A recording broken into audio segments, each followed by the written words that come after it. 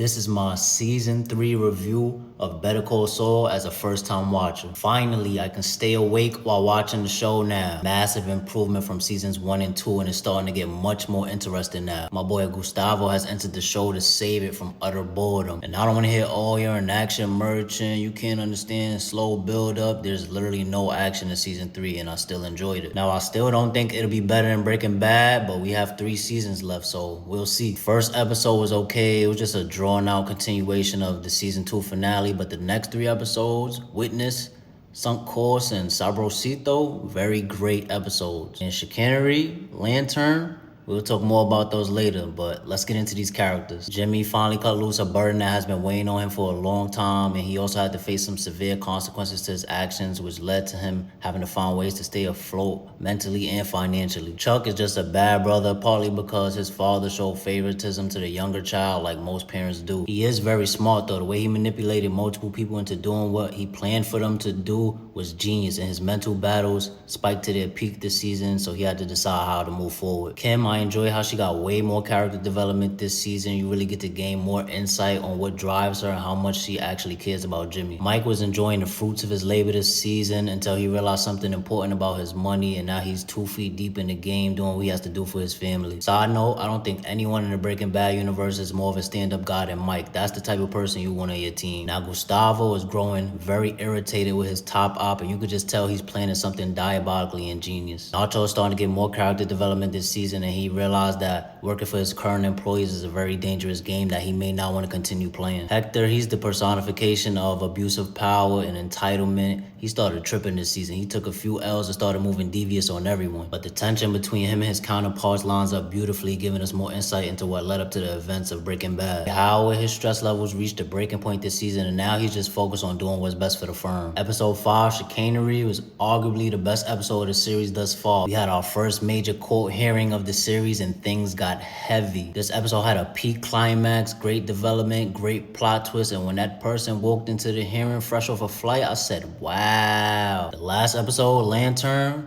gas. The conversations with Chuck and Jimmy, Chuck and Howard, and others gave Chuck's character so much depth. And the way this episode ended made a lot of sense based upon everything that led up to the climax. Even with his nonsense illness as a plot device, Chuck is the best written character of the series thus far. This season has some peak one-liners too. Here's what's gonna happen. You will die there alone. A bullet to the head would have been far too humane. You never mattered all that much to me. Overall, this season is where the show starts to get good, and I want to see more of this, and maybe it could get put in some top tier conversations. But let me know what y'all think about season 3 in the comments.